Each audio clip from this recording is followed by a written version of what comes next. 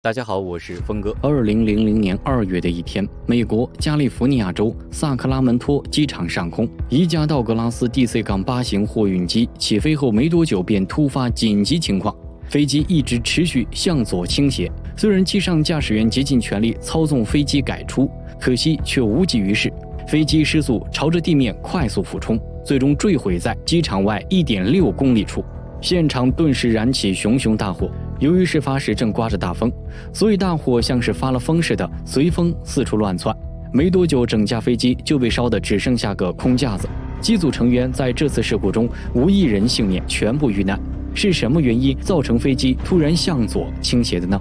造成此次空难的原因又是什么呢？让我们跟随镜头一起探索埃默里世界航空17号班机事故的真相。首先，简单还原一下事发的经过。2000年2月16日晚，埃默里世界航空17号班机在萨克拉门托机场装完货物以后，机上3名驾驶员很快就对飞机做完了标准检查，准时起飞前往戴顿国际机场。没想到刚升空，飞机就出现大角度向左倾斜。驾驶员第一反应是飞机重心偏移，需要紧急返航。于是立马向空管员说明情况，让他们做好准备。即便驾驶员拼尽全力让飞机保持平衡，但根本没用。转眼间，17号班机失控坠毁在机场东面，剧烈的撞击让飞机发生爆炸，燃起大火。事故发生以后，搜救队第一时间赶往事故现场紧急救援，可惜机上3名驾驶员全部遇难。很快，美国安全运输委员会派出小组前往坠机现场调查事故原因。来到以后，调查员先找到飞机黑匣子，送往实验室读取数据。由于17号班机是货机，所以他们第一个想法就是坠机原因会不会跟货物有关。随后他们又从空管员了解到，当时飞机曾出现过严重的平衡问题，要求返航。为此，调查员找出飞机的货物清单。事发时17号班机装的都是衣服，通过计算重量发现并没有超重。接着，调查员认为可能是货物摆放位置存在问题，导致飞机平衡出现问题。对此，他们进行了仔细研究，结果显示货物的位置完全按照标准摆放，这2条线索遭到否定。很快，调查员收到一份埃默里市航空飞行员对公司的投诉信，里面明确写着，他们怀疑埃默里市航空公司为了节省装卸时间，有时候并没有完全固定住货物，经常会出现货物松动。如果当时17号班机上发生货物移动的情况，那很有可能就是导致坠机的原因。随后，调查员找到了航空公司负责装卸的工人，他们信誓旦旦地表示，当时17号班机上的货物完全固定住。为了验证工人所说的话，调查员来到坠机现场，找到专门固定货物的熊爪栓，查看有没有松开没扣紧的。结果显示，每个熊爪栓都死死地扣在托盘上。这个怀疑遭到否定以后，调查员实在想不出能影响飞机重心的因素了。就在这时，调查员收到实验室传来的驾驶舱录音，他们立马开始仔细聆听。一开始驾驶舱一切正常，驾驶员按照标准程序对飞机进行了起飞前检查。接着17号班机前轮刚离地，机长就感觉到重心偏移，有可能是货物移动了，而且机头抬起的角度过大，于是立即要求返航检查。随后，副驾驶员说道，让飞机的姿态配合升降舵进行调整。科普一下，飞机的升降舵位于机尾，主要控制飞机的俯仰角度，它向上，机头就会抬起，反之，机头下降。现在调查员所掌握的线索已经证明货物的摆放跟固定没有问题，所以到这时，他们认为可能是飞机的升降舵出现故障。就在这时，调查员收到了17号班机的飞行记录数据，他们立马找到升降舵的参数查看。果然发现问题，当副驾驶员操纵机头下降时，升降舵竟还是朝上状态。按理说，驾驶员做出下压动作时，升降舵会跟着操纵进行相应的自动调整。带着这个发现，调查员立即前往坠机现场寻找17号班机的升降舵残骸。他们很快将找到的残骸拿到实验室进行检查，有了一个重大发现。飞机左侧升降舵的推杠因为撞击出现特定的损坏，但右侧却没有损坏，而且相对比较完整。要是推杠跟曲柄操纵片正常连接的话，不可能保存得如此完整。能出现这种情况，只有一种可能性，那就是事发时17号班机的右侧升降舵推杆就没有跟曲柄操纵片连在一块儿。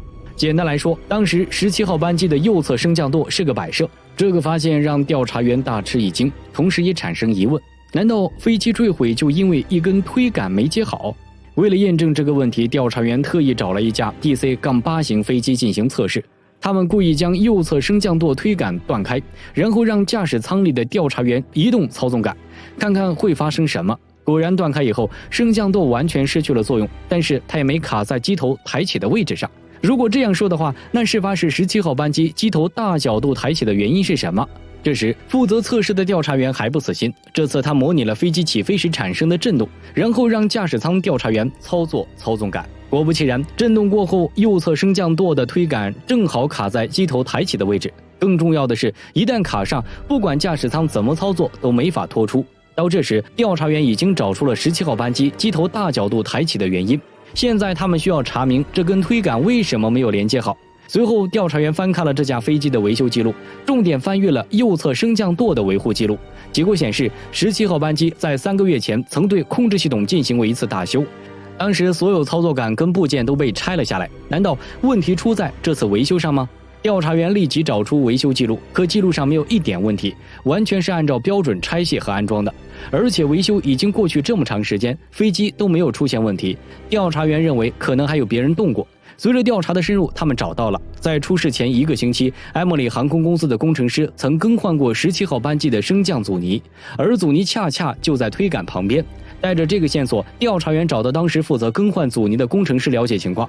这是一个新人，随后调查员让他当面操作了一遍，他按照手册标准一步一步来，调查员明显就能看出不熟练。虽然最后也能完成，但调查员却隐隐感觉不安，而且当时更换时也没人在旁边进行监督。这时调查员询问工程师，刚大修过的飞机为什么还要更换阻尼呢？得到的答复却是3个月前的那次大修将升降阻尼装反了。此时调查员怀疑埃默里航空公司的飞机维护制度存在问题。接下来调查员开始深入研究埃默里航空的维护程序。果然，翻看近些年记录以后，他们发现埃默里航空的飞行员曾不止一次提出过飞机维修后还是存在问题，但最后管理层都对此视而不见。而且公司的工程师在维修技术上存在很大缺陷。事情发展到这，调查员基本上已经找到17号班机的坠毁原因。出事前1个星期，工程师拆卸右侧升降舵推杆，更换升降阻尼，结果在安装时忘记给推杆装固定螺丝。虽然没装一开始不会出现意外，但随着飞机起飞降落次数的增加，时间一长，自然而然就会出现脱落。只是恰巧让17号班机遇上了。飞机起飞时，机组成员对于右侧升降舵故障毫不知情。等飞机刚升空，升降舵立刻被卡在机头抬起的位置。此时驾驶员用操纵杆将机头压下去，根本无济于事。随后他们想尽量控制飞机平衡，返航降落，可惜已经无力回天。最终17号班机坠毁，造成这起空难。调查员在最后的报告中明确指出，让埃默里航空货运公司时刻遵守飞机的维护流程和对工程师的维修技术进行专门培训。遗憾的，此次报告发出没多长时间，埃默里航空货运公司便宣布破产关闭。原来报告一经发布，美国相关部门立即介入进行调查，找到了许多埃默里航空存在的安全隐患问题，要求停止所有航班进行整改。最终埃默里航空没能挺过这次危机，倒闭了。